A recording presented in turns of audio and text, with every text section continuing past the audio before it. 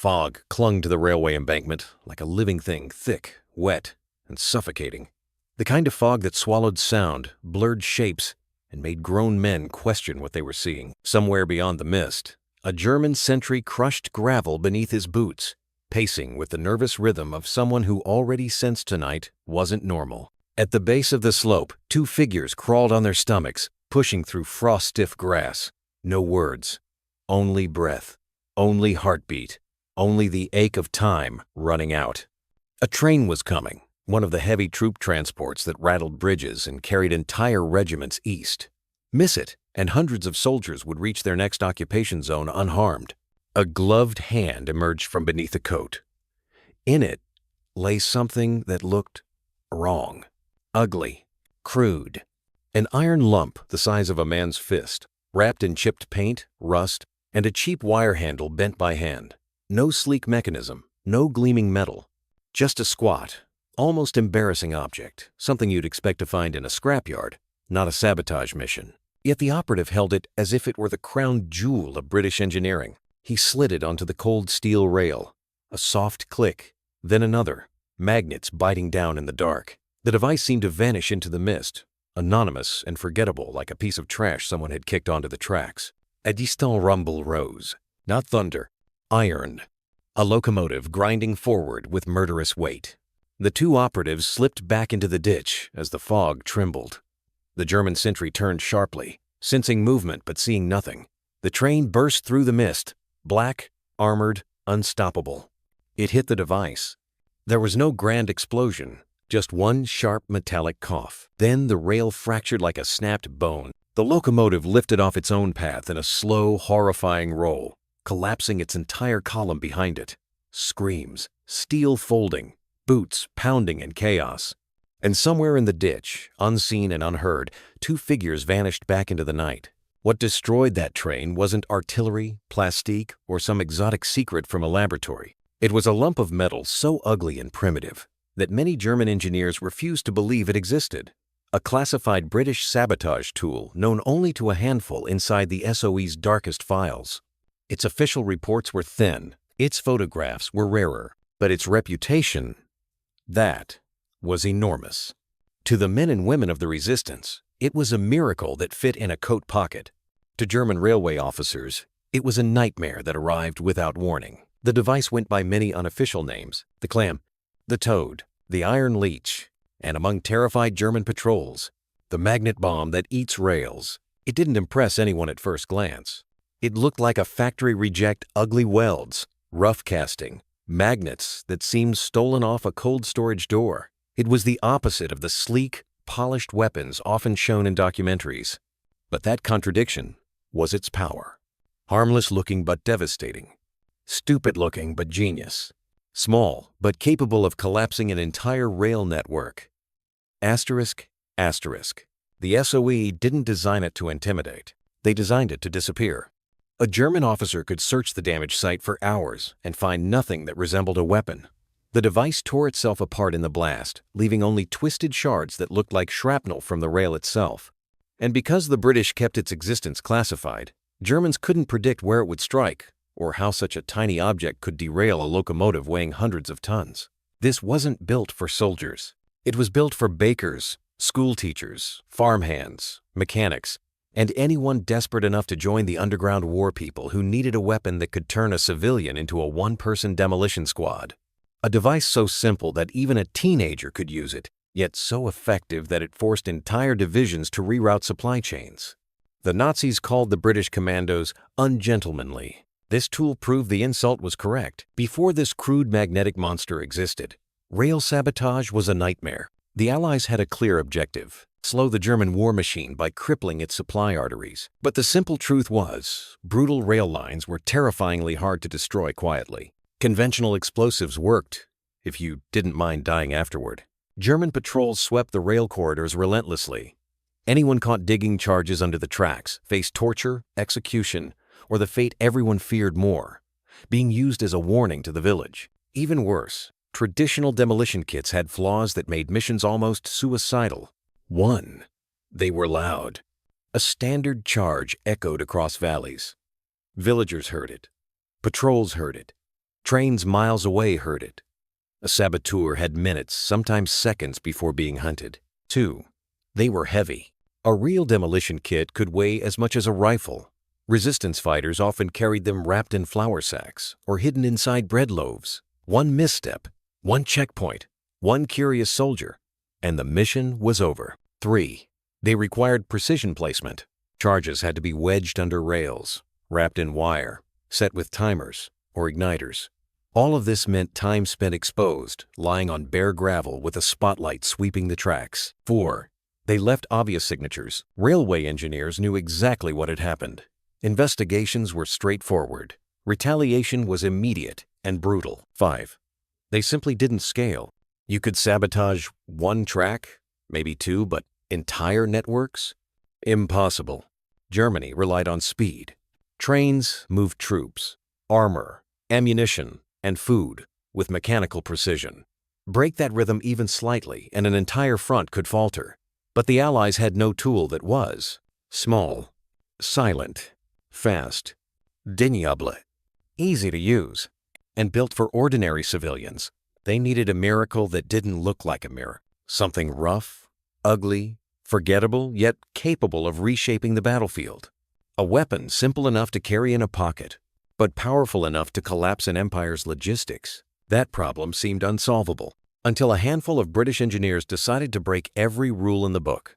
The SOE didn't want elegance. They wanted results fast, brutal, and absolutely deniable.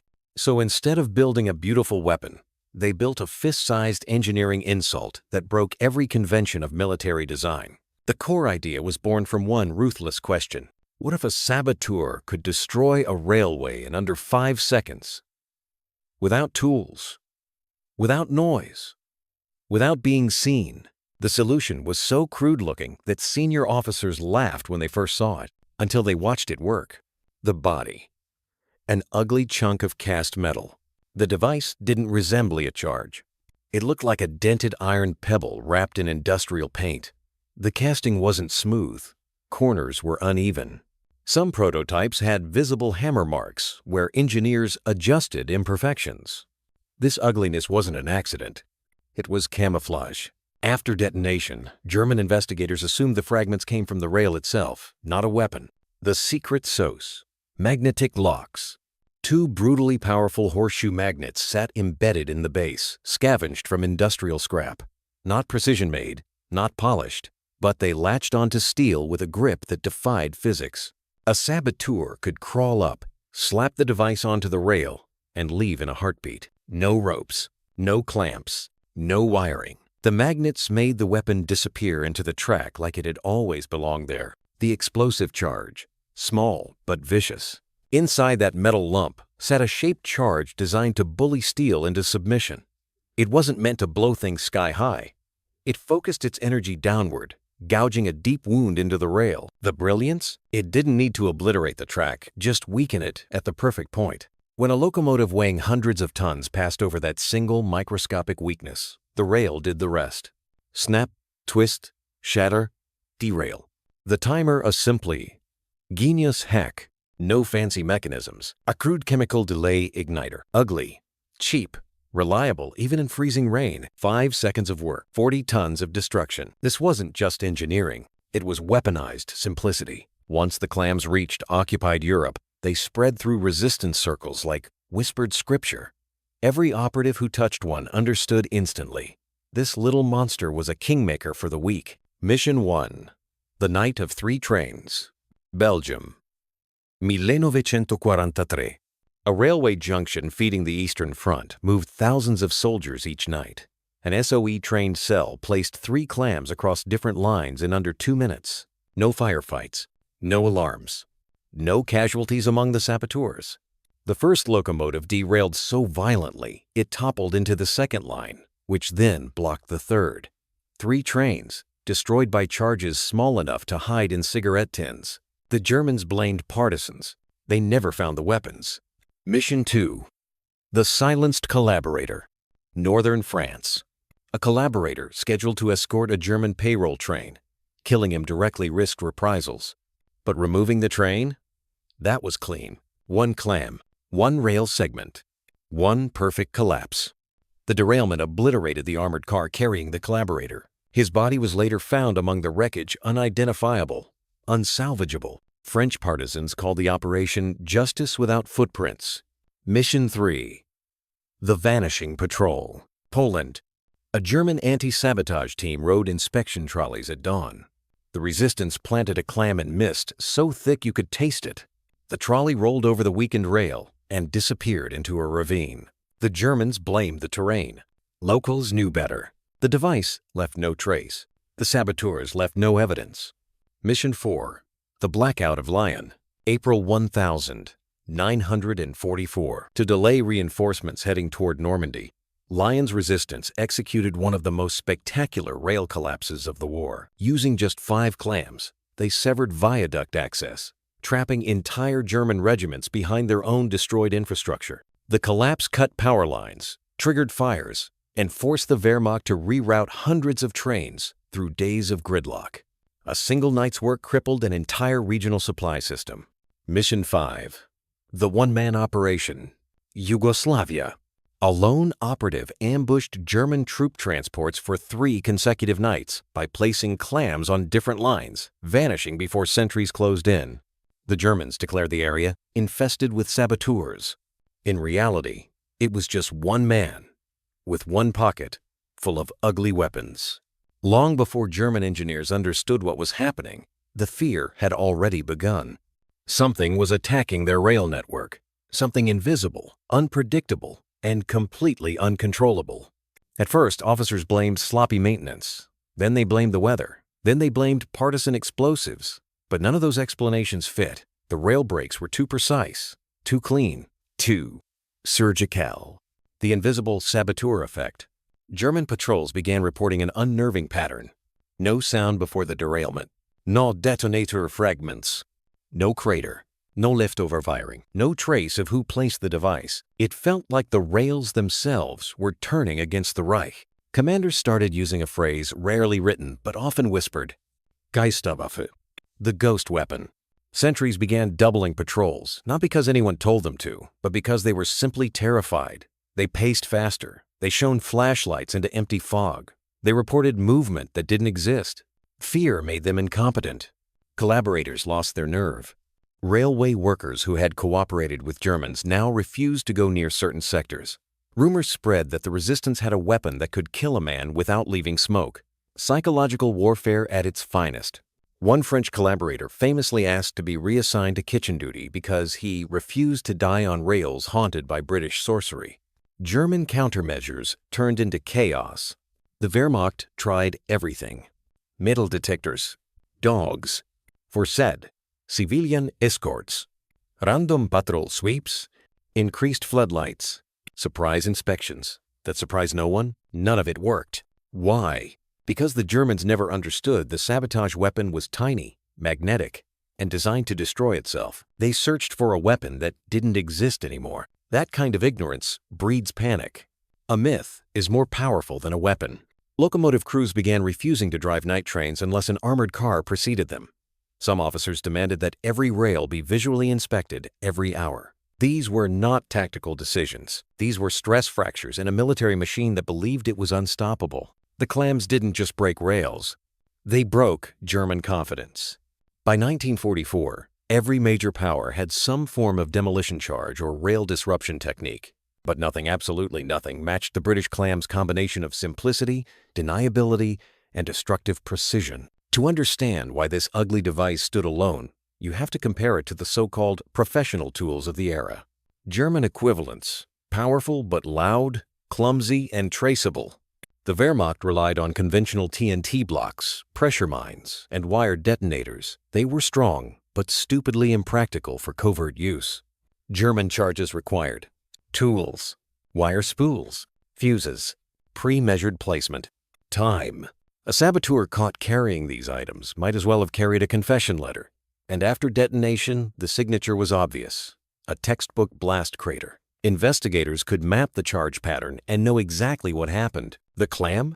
It left no footprint, no fuse remnants, no visible blast signature, and often tore itself into anonymous fragments. German tools were bombs. The clam was a ghost. American OS devices. Clever, but over-engineered. The OSS loved gadgets, pen guns, time pencils, shaped charges in soap bars. Brilliant ideas, but often complex, fragile, and notorious for malfunction in cold or wet conditions. Many OSS charges required precise angles, or had housings too delicate for rough sabotage missions carried out by civilians. The clam was the opposite. If you could slap it onto steel, you were done. It didn't care about rain, or temperature, or sleet, or whether the operator was a trained demolitions expert or a 16-year-old resistance courier. Suppressed firearms versus the clam. Guns kill people. They do not collapse infrastructure.